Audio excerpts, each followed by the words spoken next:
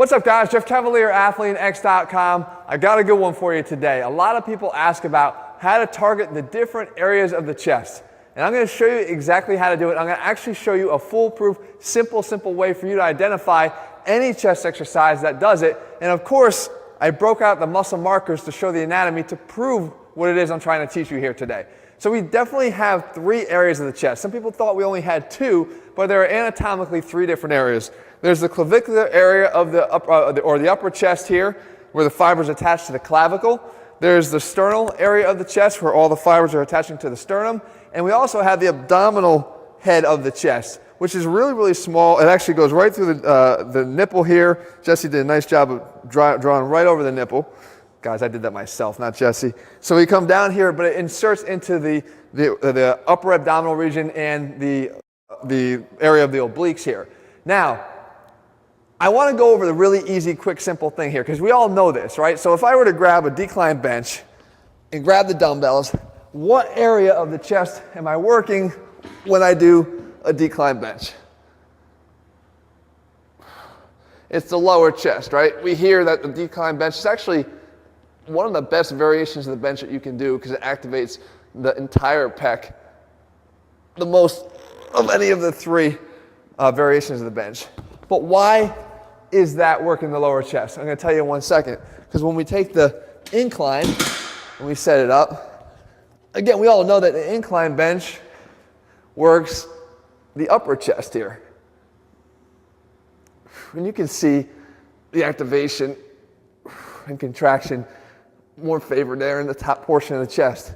Okay, so here's the big reveal. We know obviously that the flat bench works more of the middle. The big reveal is what happened, where's the arm position during the incline bench?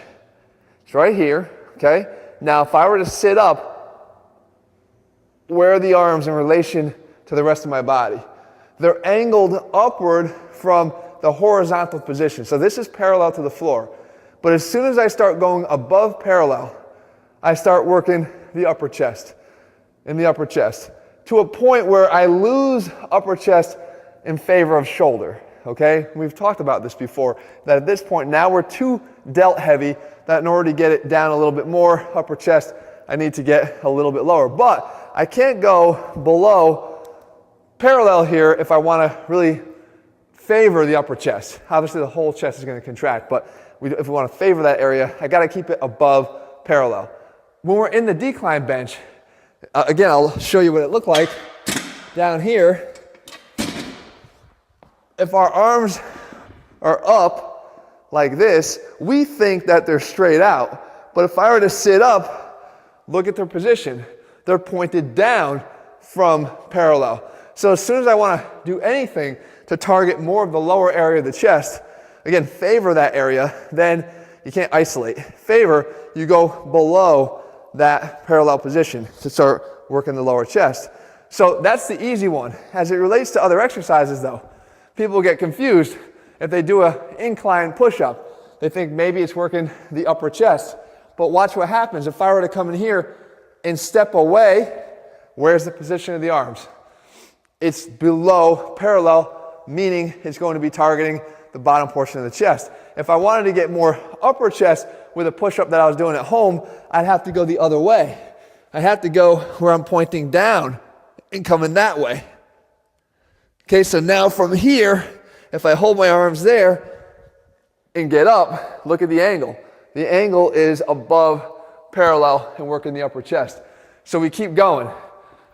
If I come over here to the cable crossover, if I take arms high, it's not upper.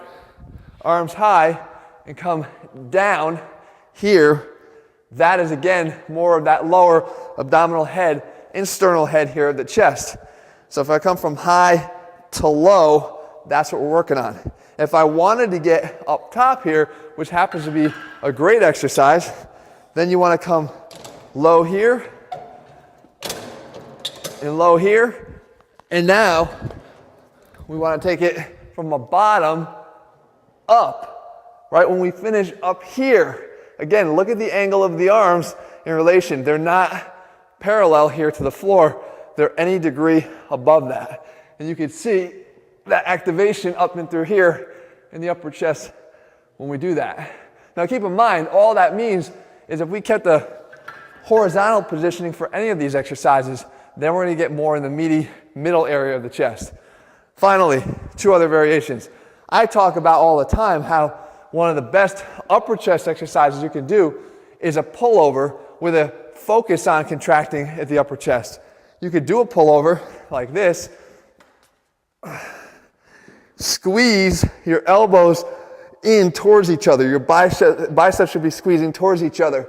Here, you let it go back. You should feel that when I initiate the pullover, I'm not pulling with my lats and flaring my elbows. I'm pulling with my chest by squeezing my biceps towards each other and up. And you can see all that upper chest activation. And I'm saying upper chest, and you should know why. Because if we look at that position again, look at the angle of the arms. This will be perpendicular or horizontal to the ground if I were standing. This is going to be above. Again, feeding into that exact theory and principle that we're talking about here the whole time. That's upper chest activation. Again, you can see it, you can feel it right in through here, okay? So finally, we go to the opposite end of the spectrum, and we come over here. Jesse's getting a workout, follow me all around the damn gym, with a dip. With the dip, we know what happens here too, right? The arms are not above parallel, they're not parallel. They're really an extreme version of down below parallel. So they're here and they're here, that way. And of course, we come down. You can see the extra stretch right there on the blue area of my chest and come up and down and up. See, the biggest stretch is on that lower area of the pec and down, but we know more than just the stretch is the fact that, again, the arm position is here, and that's where I'm working from.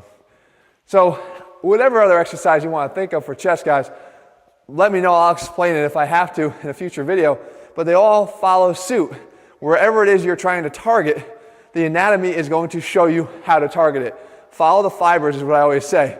You don't have to go out and draw all over yourself with a muscle marker, but if you understand just this quick little tip about the position of the arms, you'll never get it wrong.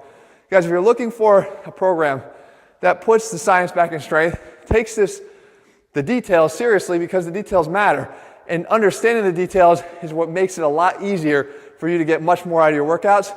We put a whole program together over at AthleanX.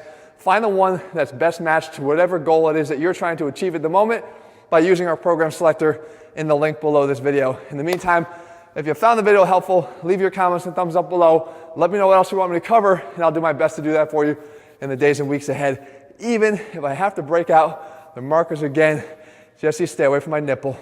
I will do that. All right, guys. See you soon. Bye.